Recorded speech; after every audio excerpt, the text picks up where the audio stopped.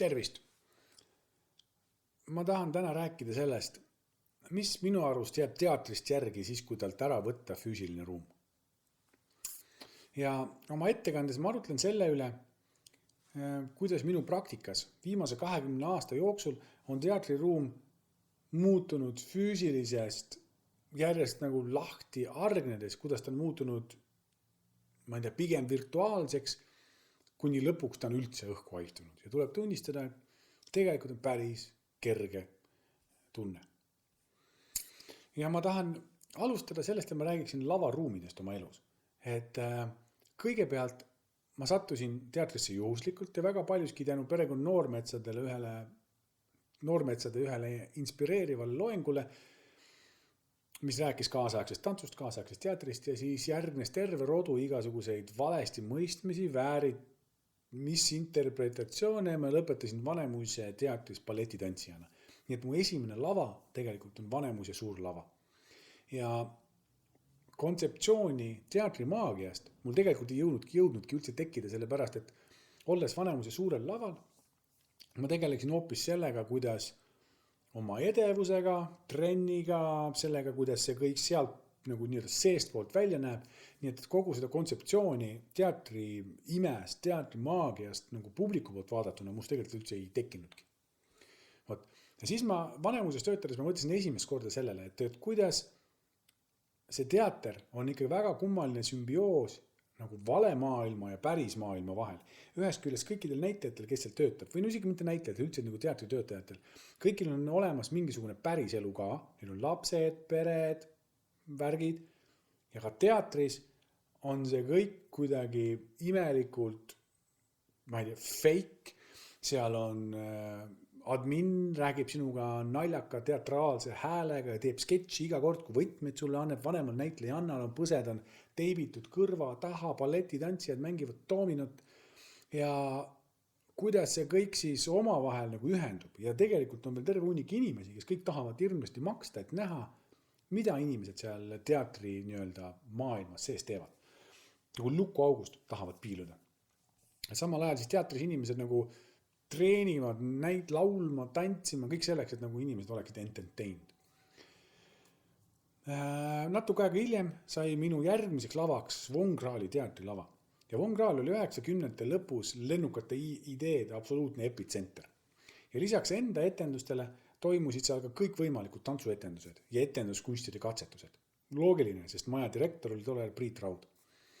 Ja minagi esinesin seal laval väga paljudes erinevates koosseisudes ja ma sain aru, kui suur vahe on sellise lavatorniga teatri ja sellise Von Krahli suguse teatri vahel. Ja Von Krahli sugune teater on tegelikult üks tuba, mis on lihtsalt mustaks värvitud. Ja selles toas inimesed otsivad oma kehaga midagi uut ja teised inimesed saalist tulevad teda vaatama, sellepärast, et äkki kurat leiabki midagi uut. Ja siis nemad saavad olla selle tunnistajad. Ja tõtt öelda tuleb tunnistada, et päris palju uut leitigi 90-ndatel. Aga muidugi paljuski tänu sellele, et YouTube leiutati alles 8 aasta pärast. Ja kogu see atmosfäär oli selline uue otsimine ja selline kogukonna jaoks, kogu see uudsus oli väga, väga oluline. Ja siis ma sain esimest korda aru, et on 2 ruumi. See teatritorniga ruum ja mustaks värvitud tuba, et need omavahel tegelikult ei pruugi üldse ühilduda. Küll märksõnad on samad, on lavastus, lavastaja, näitleja, butafoor, valguskujundaja ja mõlemad tegelevad lavastustega, aga neil on väga erinev algimpulss ja väga erinev põhjus, miks nad teevad nagu sellises nagu nii-öelda kombinatsioonis kunsti üldse. Minu 3. lava oli Kampnagel Hamburgis ja siis ma olin juba olnud pool aastat Saša Pepeljaevi kineetilises teatris tantsija ja elanud Moskvas ja Saša Pepeljaevil algas Euroopa turnee. Ja siis me läksime Saksamaale, me lendasin esimest kord elus lennukiga ja siis me olime Hamburgis, Kampnagelis ja mul polnud õrna aimu, mis asi see on. Ma käisin seal mööda maja ringi, vaatasin erinevaid lavasid, lugesin neid liiflette ja lugesin igast ajakirju ja sain aru, et Euroopas tegelikult on sellises musta laega toas aelemisel nagu täiesti normaalne krediit, on nagu pikk ajalugu ja selles on inimesed on nagu töötavad seal kvaliteediga ja see on tõsiselt võetav ja see on nagu päris asi. inimestel see on pühendumus on seal. Vot, ja siis peale esikat me olime hotelli lobis koos Vongrali teatri tüüpidega, kes ka esinesid selle samal festivalil ja siis ma sain aru, et tegelikkuses eestlastel on nagu Viimsase liikves niisugused katakombid Euroopa teatrisse, et nagu tegelikult eestlased käivad seal ja esinevad nagu festivalidel ja osalevad igasugustel vaatajana ja esinejatena. Ja siis mulle hakkas nagu tunduma, et vau, et eestlastel on tegelikult nii palju Euroopas ka nagu öelda ja teha. Hiljem ma sain aru, et see võib-olla tegelikult tulenes hoopis sellest, et nagu meid vaadati nagu aborigeene, et nagu Nõukogude Liit oli laiali läinud ja siis vaadati, et issand, millega need nüüd tüübid, need tulid siis nii-öelda kultuurses maailmas online ja siis no mille peale nad tulevad. No loomulikult see käinud kõikide kohta, aga nagu oli ka minu arust selliseid näiteid. Vot, ja siis on minul hakkasidki, siis ma hakkas kuidagi see pilt hakkas kokku tulema, siis tekkisid nagu unistused, et mis asi see teater saab olla ja mis rolli teater saab mängida selles meie maailmas. Vot, ja siis ühel hetkel küsis Priit Raud meilt, et siis kui me tagasi Eestis olime, küsis Priit Raud, et ta tuleb Kraalist ära, teeks oma teatri. Et tantsuasju on juba nii palju, et see võiks täiesti täita oma nagu etenduskunstide keskuse ära ja loomulikult me lõime kõik kampa ja me värvisime ja me kujundasime ja ehitasime, nõretasime unistustest, sellepärast et lõpuks ometi oli saanud tants, kes oli muidu niisuguse vaese, pool lollaka, väikse noorema õena päris teatril kogu aeg nagu sabas sörkinud, lõpuks sai oma maja ja oma kodu. Ja see oli praeguseks 20 aastat tagasi. Ja minul sellel ajal unistustesse juba hakkas tekkima mõra, et ma vaatasin vanemaid kolleege ja mõtlesin, aga miks need etendused ei ole nii head, kui nad käivad igal pool mööda maailma ringi, vaatavad festivale, kas nad ei oska teha, miks nad ei oska teha ja kas mina hakkan oskama teha, kui ma nüüd siin selle kooli lõpetan.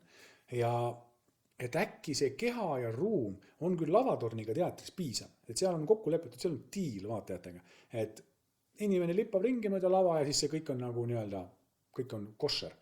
Aga võib-olla sellises eksperimentaalses mustaks värvitud toas, kus nagu keha ja ruum omavahel otsivad uusi tähendusi, äkki sellest ei piisa.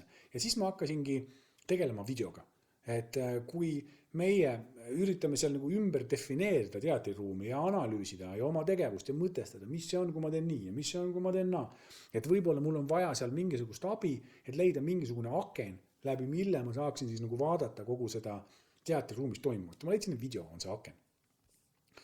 Jah, ta on küll 2D ja 2-mõõtmeline kõik, aga nagu seal on nagu, seal saab teha väga palju asju, mida päris maailmas ei saa. Ja video saatis mind põhimõtteliselt kõikides eksperimentides ja etendustes, mis ma tol ajal tegin. Abstraktne visuaal, tegin tantsufilme, live-kaameraga töötasin. Samal ajal tundus, et teater ja video vist ei sobi omavahel kokku. Sellepärast, et video on nagu agent of death. Et nagu elus ja surnud meedium omavahel hakkavad nagu kokku panema.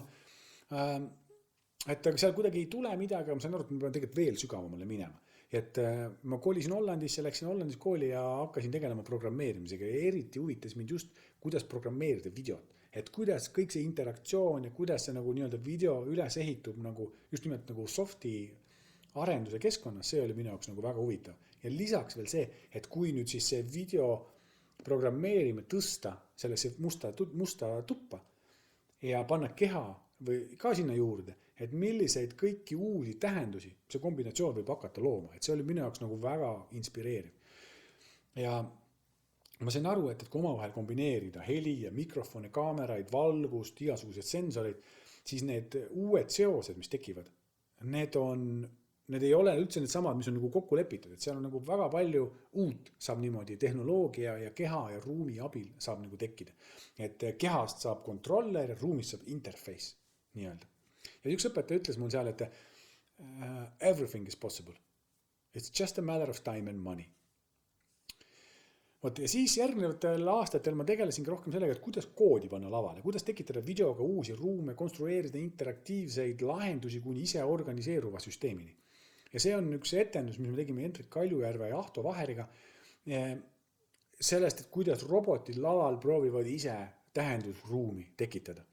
Ja teine asi, mis on huvitav, ma avastasin, et kui sa töötad nagu arvutigraafikaga, eriti generatiivse graafikaga, siis mis loob omamoodi 2-mõõtmelise ruumi.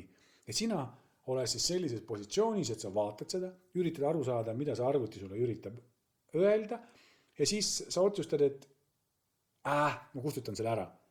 Mitte ükski inimene, mitte kunagi varem ei ole mitte midagi sellist näinud, ja tõenäoliselt mitte ükski inimene mitte kunagi hiljem ka ei näe enam midagi sellist. Sina olid ainus vahetükk seal, kes otsustas ja puutus sellega ainult kokku. Et see oli selline, ma ei tea, ultimate power tunne. Ja samal ajal ma hakkasingi aru saama, et nagu tegelikult, kui sa nagu eksled ja proovid panna nagu erinevaid tükke, kas siis on arvutis digitaalselt, inimene, koreograafia, kõik selles ruumi kokku, saad aru, et see füüsiline ruum tegelikult ei saa muutuda ega painduda ega deformeeruda. Ainult see mõtteruum seal ümber saab nagu tekkida, et see ruum on nagu kinni. Et see põhimõtteliselt see ruum ongi sul nagu ristukse ees. Et seal jah, Manfred Mimm proovis lavastuses Eesti ajalugu ehmatusest sündinud rahvas laulukaare abil eestlaste depressiooni konstanti kuidagi fokusseerida ühte punkti, et seal aeg-ruum painduks. Aga päriselt on see võimatu. Ja selles teatriruumis kõik need lisakihid, mis tulevad nagu prussakat igalt poolt seina vahelt, et nagu see on, et see ahistab mind. Ma saan aru, et see nagu ahistab. Ja siis, kui ma lõpuks olin nagu täiesti tüdinud juba sellest, siis juhtus väike ime. Ja teatrid pandi kinni. Ja ma ei suutnud oma silmi uskuda. Ja mitte keegi ei suutnud seda uskuda, sellepärast, et midagi sellist ei olnud ja keegi ette kujutanudki, et üldse võimalik on. Ja siis, kui me teatrid pandi kinni, hakkasid väga paljud kunstnikud otsima uusi võimalusi, et kuidas oma kunsti teha teistmoodi. Esimese asjana loomulikult ehmatas, et otseühendus publikuga oli katkenud. Et kui muidu teatris on see nagu hästi tugev, kui siin on esineja publik, siis praegust oli niimoodi, et esineja publik oli seal või vahe oli sees ja siit vahepealt käis satelliidi põrkega ümber maakera käis ja nii-öelda see ühendus neil ja seal kohtusid ja siis kohtus tagasi. Kohtus nagu nii-öelda esineja publikuga, aga ei saa öelda, et ei kohtunud. Kohtusid küll, lihtsalt imeliku väga crooked wayd. Ja sealt siis tekibki selline asi, et kuidas see nagu see siin ja praegu, publiku kaasatus, kohalolu, grupitunnetus ja kõik see, mis nagu teatris on omane, et kuidas seda tõlkida online või kuidas seda pidi hakkama ümber defineerima. Ja selline tunne oli, et 90-ndast alates nagu oleks aeg seisma jäänud või õigemini oleks nagu kahe silma vahele inimestele jäänud see, kuidas nagu live meelelahutus internetis, kus seda teha ja kes seda võiks teha, et mitte keegi ei teadnud. Ühel päeval on sul nagu eelmisel kevadel, siis ma räägin Elektroni esindajana, siis ühel päeval on sul MIT on sul telefoni otsas, kes ütleb, et kurat, kas teie platvormil saab teha, me ise ei oska teha. Ja siis teine kord on sul Cannes filmi festival, küsib, et kuule, kuidas te seda platvormi kasutada, millist streaming service'it te kasutate, kas nad saaksid kasutada seda oma Cannes filmi festivalil. Ja siis on nagu mingi New Yorgist Battery tantsufestival uurib, et kus teiega saab koostööd teha. Et see kõik oli kuidagi mingi täielik tsentrifuug. Ja meie teatrirahva võib-olla küll reaktsioon võis olla, et see ei ole nagu päris asi. Aga tegelikult kui hakkad natukene süvenema sellesse, mis nagu teaduses, siis kõigi nende märksõnadega, mis ma enne välja tõin, mis seal toimub, saad aru, et seal käib täiesti vilgas elu. Et kogu see grupi tunne sellest, et miks inimesed videostriimi vaatavad. Saad aru, et seal käib nagu täiesti normaalne suur nagu uurimustöö, teaduslik research. Käib nagu seal, et kuidas inimesed striimi vaatavad. Küll nad vaatavad jah geimereid, kes on nii-öelda striimivad Twitchis oma neid mänge, aga seal vaatavad ju tuhanded ja 10 000 inimesed vaatavad neid. Miks nad vaatavad? Et neid inimesed seda kõik uuritakse. Et ja samamoodi, kuidas on see kohalolu ja kaasatus geimeritele, et miks nad mängivad 24 tundi järjest, et kuidas seda koos hoitakse, et see on nagu täiesti teadus. Samamoodi on üldse see kaasatus ja on näiteks e-õppes ja e-hariduses, et kus nagu need publiku videopilte analüüsitakse selleks, et saada aru, kuidas e-õpet parandada ja kuidas nagu seal siis nagu need tudengid, kui kaasatud nad on seal öelda. Ja omavahel öeldes me alustame ka siin Viljandis juba esmaspäeval, et me alustame tegelikult ühte teadusprojekti koos Tartu Ülikooli neuroteaduste laboriga, et uurida vaatajaid, kes voogteatrit vaatavad. Ja siis Metropolitan Opera tegi live ülekande lähedal asuvasse kinno aastal 2012 ja pärast küsitleti nii neid publikuliikmeid, kes olid seal teatris, kui ka neid, kes olid kinos. Ja saadi täiesti hämmastav tulemus. Tuli välja, et need inimesed, kes vaatasid kinost etenduse live ülekannet, nad hindasid oma kogemust paremaks ja väärtuslikumaks kui need, kes olid teatris. Ja sellepärast, et nad tundsid ennast rohkem kaasatutena, et need inimesed kinos tundsid rohkem kaasatutena kui need, kes olid teatris. Ja Martin Baker uurib Livenessi aastal 2013 juba kirjutab sellest, et kuidas nagu Liveness, kuidas seda nagu mõõta Livenessi üldse ja toob välja 7 punkti. Esimene, vaatajate ja esinejate füüsiline koosolemine. 2. Füüsiline samaaegsus etenduse toimumisega. 3. Otsene kaasatus ilma tehnoloogilise vahendamiseta. 4. Kohalolutunne. 5. Tunne, et ollakse esinejatega interaktsioonis. 6. Tunne, et ollakse teiste vaatajatega interaktsioonis. Ja 7. Pingestatud osaluse tunne ülalmainitud aspektide kaudu. Ja nendest 7 punktist 5 tegelikult, 2, 4, 5, 6, 7 võivad väga vabalt töötada ka ükskõik millise voogteatri lavastuse puhul. Et ma räägikski võib-olla mõnest voogteatri näitest, et just mis mind seal kõige rohkem huvitab. Et üks on näiteks ruum, et kuidas esinejad on erinevates kohtades. Näiteks Üüveliide Toompere, Siim Tõniste tegid etenduse, kus üks on Berliinis ja teine on Eestis. Ja see oli nagu rohkem selline suumi kõne kahe sõbra vahel, tegelesid seal bonditšiga, sidusid ennast kinni, aga nagu tegelikult kohtusid 2 erinevat keha 2 erinevas ruumis, mille vahe oli 1500 kilomeetrit. Ja seal tekibki selline olukord, kus nagu see oleks kõige loomulikum asi, et see nagu vaatajana, see on täiesti loogiline ja on ainult hämmastuda sellest, et kuidas me oleme nii kiiresti harjunud sellega, kuidas videokõne on üks täiesti iseenesest mõistetav osa meie elust saanud. Teine üks oli Algorithmic Gestures, kus esineja oli New Yorgis ja teine oli Sao Paulos, neil 4000 kilomeetrit vahet. Ja nemad töötasid sellega, et kuidas see ruum ka näeks ühesugune välja. Et seal tekkiski olukord, kus sa tegelikult ei saagi aru, kes on kus ja kuidas inimesed siis seal nagu ühises ruumis liiguvad. Ja kui Rimini protokolli lavastaja Daniel Vetsel tegi Elektronis ühte workshopi, siis seal juhtus üks hästi imelik asi. Seal oli 4 vabatahtlikku võtsid osa. Siis Zoomis toimus see etendus. Ja need kõik olid erinevatest kohtadest üle maailma. Ja siis nad osalesid seal oma kaameraga, oma telefoniga niimoodi, et selle telefoni tagumine kaamera oli aktiivne. Ja siis oli voice over ja siis nad tegid selle voice over järgi liikusid seal ruumis ringi. Ja seal juhtus mingi selline asi, et kuna see etendus rääkis nagu kodusest vägivallast ja sa näed reaalselt samal ajal maailmas toimuvat 4 erinevat punkti. Üheskoos on öö, teises päev, et kuidas see kõik nagu ongi globaalne ja saadki aru, et vägivald ongi globaalne probleem, kodune vägivald. Et siis seal tunne mul tekkis tegelikult väga lähedane vaatajana, kuidas nagu ma vaatasin nagu teatrietendust.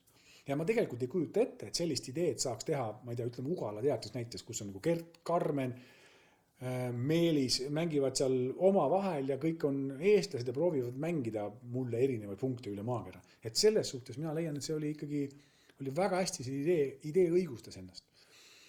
Teine üks väga huvitav näide minu arust oli Liis Vares ja kõik loeb, The Reader, kus tegelaseks oli tekst ja selle tähendus ja selle tekkimine. Et esinejad, kui sellist tegelikult ei näidanudki kordagi, vaid etendus rullus lahti teksteditoris, seal Apple Pageses. Ja see tekst, mis oligi mõeldud lugemiseks, samal ajal oli väga olulisel kohal ruum, sest sa nägid, kus kohas see etendus toimub.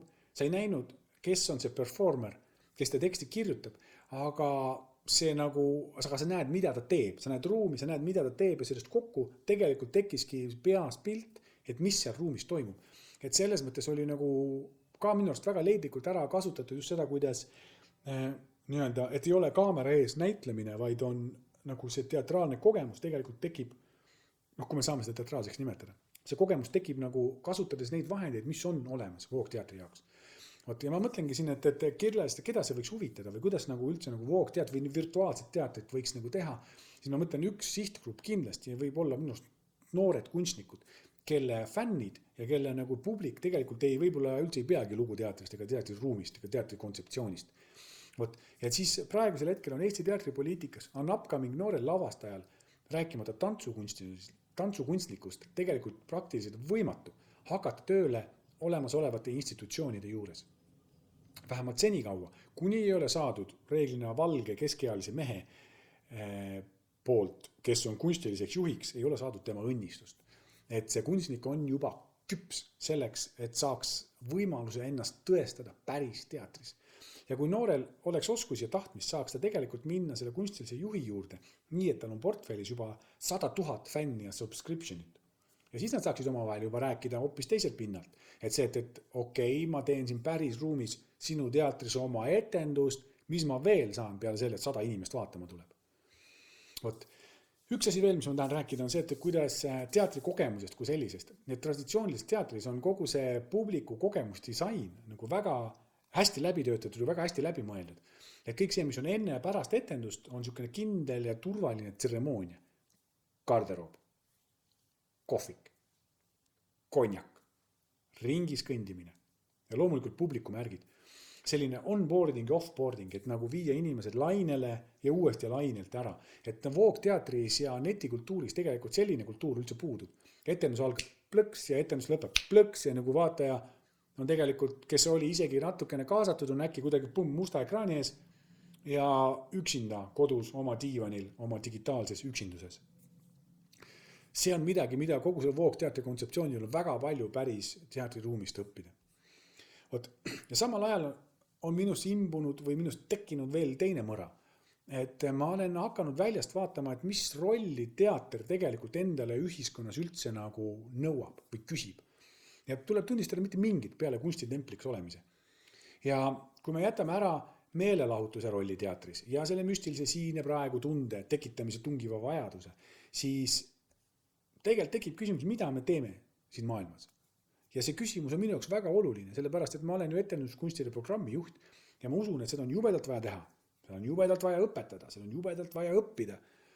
Et selle konverentsil ongi küsimus, et mis saab edasi. Ja tuleb tunnistada, et mulle tegelikult ei olegi midagi muud, kui et ma arvan, et mitte midagi ei saa edasi. See kõik läheb vanamoodi edasi, sellepärast, et teater on saanud valmis. Ja teater on seotud selle ruumi külge, mis tal on. Ja see ruum on nii kangelt kinni, et kui ta muutub liiga palju, siis see asi lihtsalt ei ole enam teater.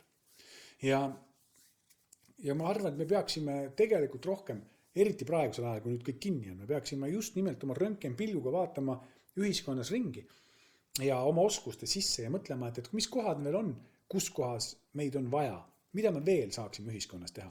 Ja nendel inimestel, kellel veel on vaja meie oskusi, siis me võiksime olla nagu ligipääsetavad oma oskustega neile. Näiteks ma andsin ükskord töötuba interaktsioonidisaineritele, tantsutöötuba. Ja nad olid sellised mingi, wow, see kõik on täiesti mind-blowing. Ja ma mõtlesin samal ajal, et issand, me teeme ju esimese kursuse tantsijatega soojenduseks neid samu harjutusi. Et tegelikult meil on mingid oskused, mida me lihtsalt teistele ei ütle. Ja selle asemel me kuidagi sulgeme ennast nagu mingisugusesse ruumi kinni ja hakkab vaikselt tekkima tunne, et sellel on tekkinud mingisugune püha aura. Et mingisugused Eesti teatri tegelased on omamoodi pühad. Ja see on üks väga imelik ja minu arust on üks väga suur oht, kuhu suunas edasi minna. Ma loodan südamest, et Kalju Komissarovi karakter, tänu selle kõik, mis ta on oma elus teinud, ma loodan, et tema sellest ei saa mitte mingisugust pühad sümbolit. Ja see ongi minu tänane ettekanne, suur aitäh teile kuulamast, ootan küsimusi, kommentaare ja tänan tähelepanu eest.